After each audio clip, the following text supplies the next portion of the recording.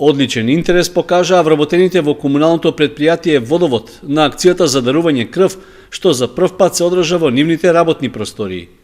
Носител на акцијата беше основната организација на Црвен крст, што пред една година е оформена во фирмата.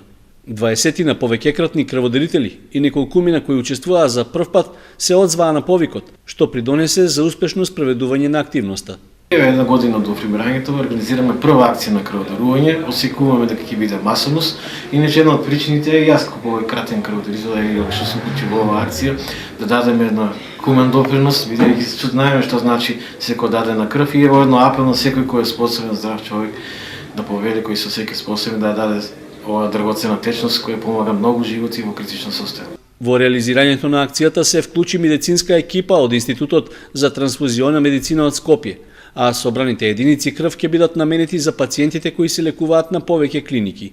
Ова беше втора крводарителска акција годинава, а до крајот на годината планирани се уште 18 редовни и една вонредна.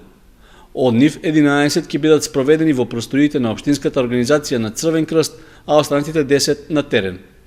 Во текот на изминатата година, Црвениот крст на Кочани собра вкупно 1179 единици крв, со што беа остварени 87% од планираната квота за 2014 година.